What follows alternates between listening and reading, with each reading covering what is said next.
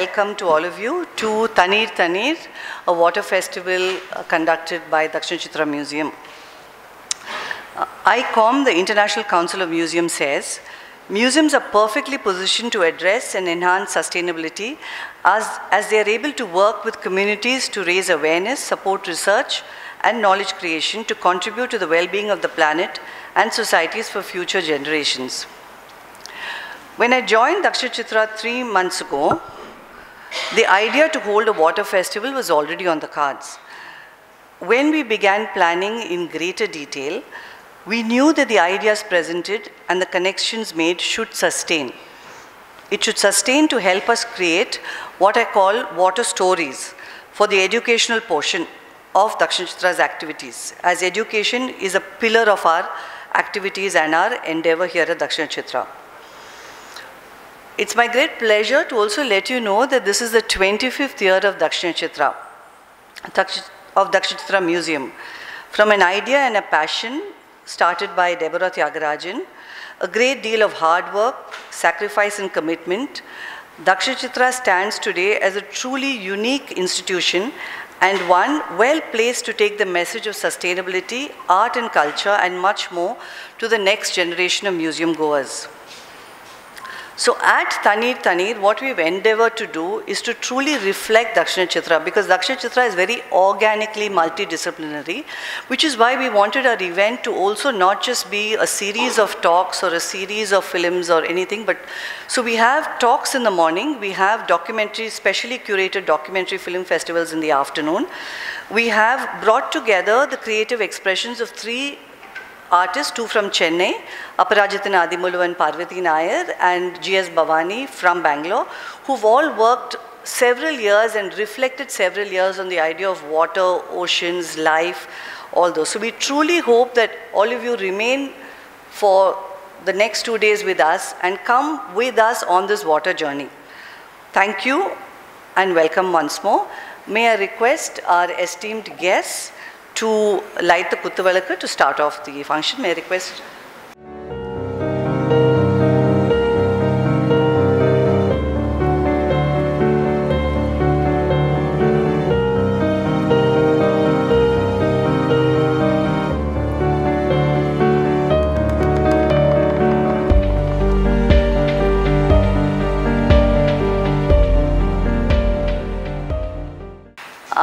I'd first like to say a few words to introduce our guest of honor, Dr. R. Srinivasan.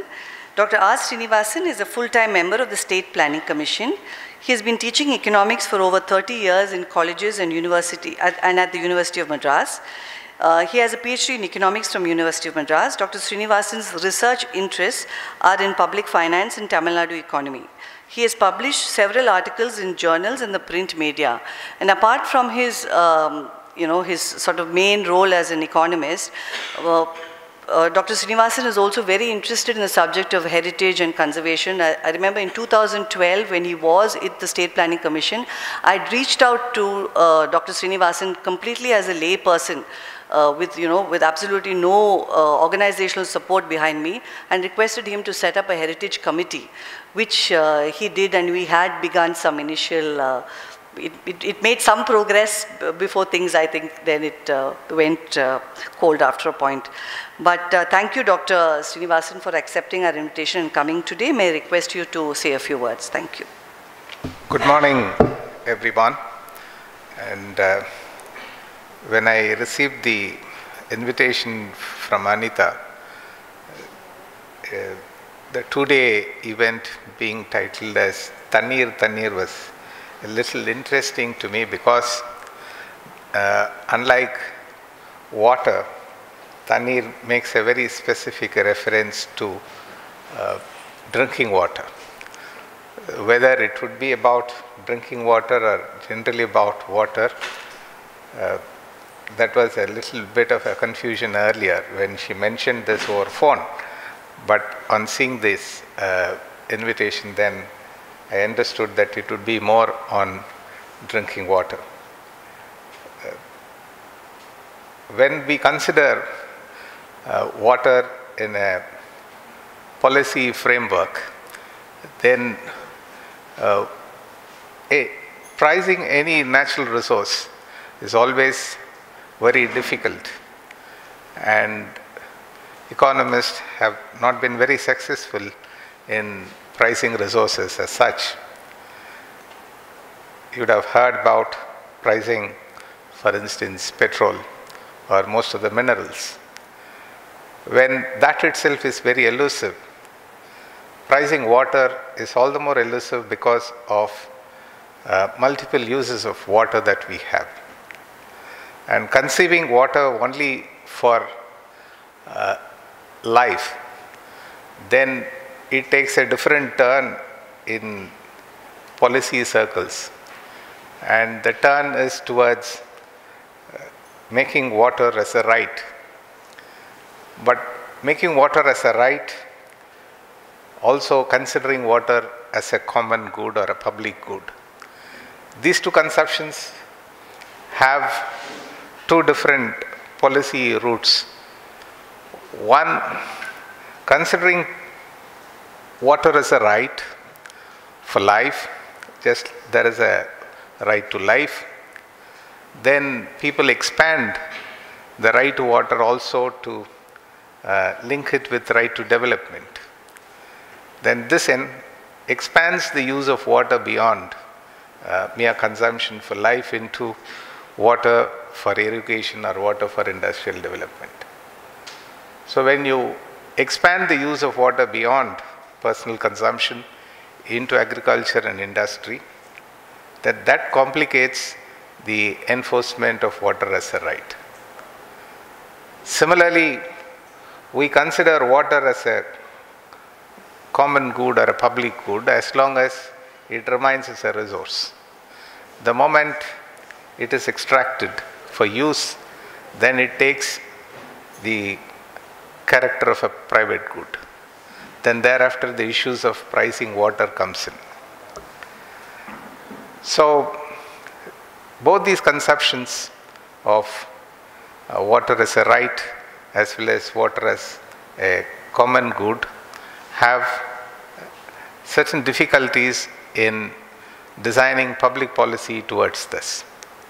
And this complicates also with the specific facts or issues that we have in specific locations.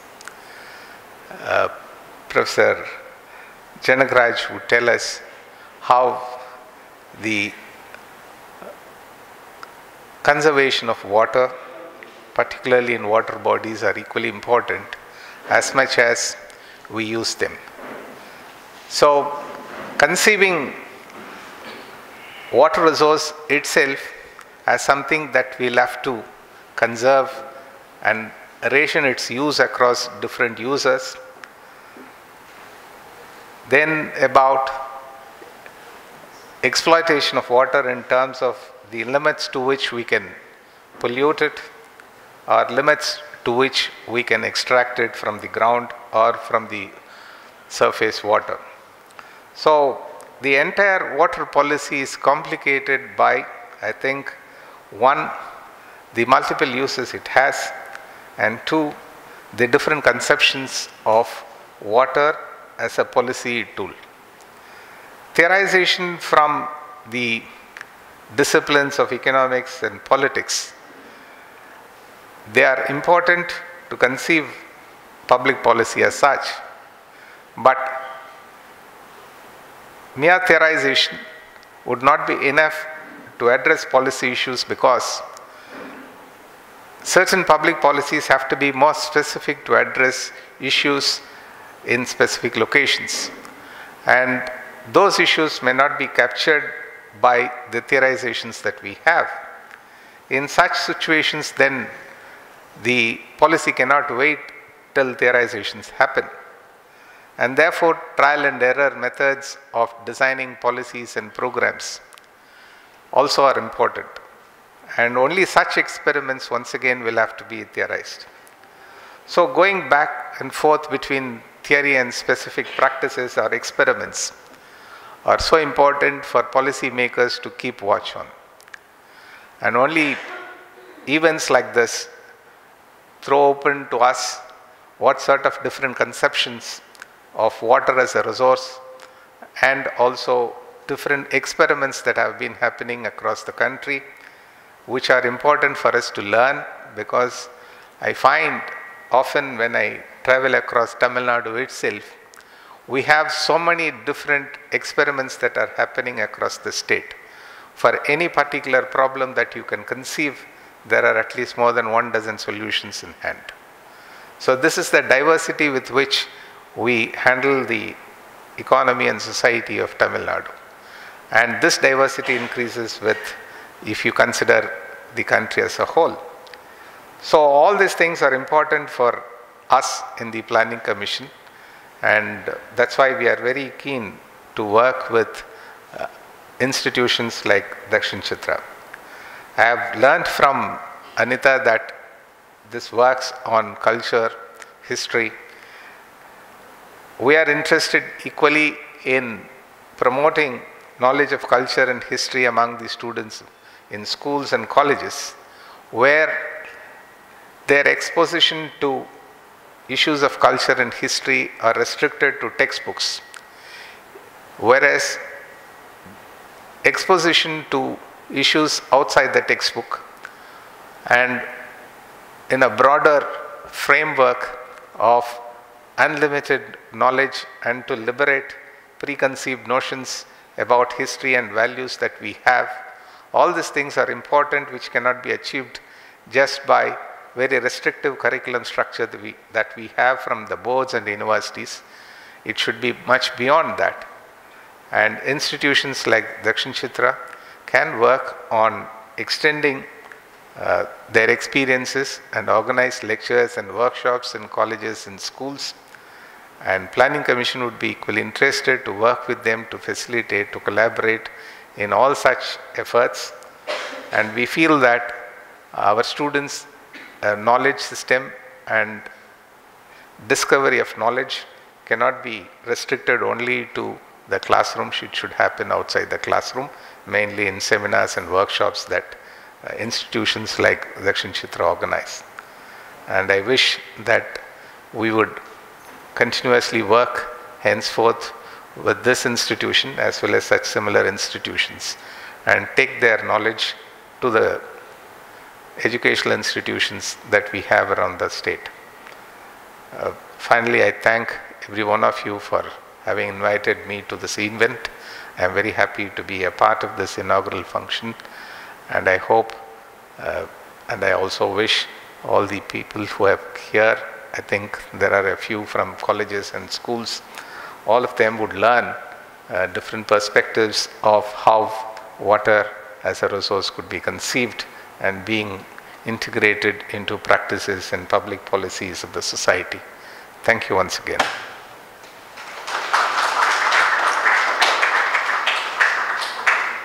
Thank you, Dr. Srinivasan. We certainly are so happy that you've taken note of our role in art and culture. That's, again, as much as education, that's also a very important part of our activities, part of our founding principles. So we'd certainly, follow up with you on how we could partner with you for propagating art and culture in schools and colleges.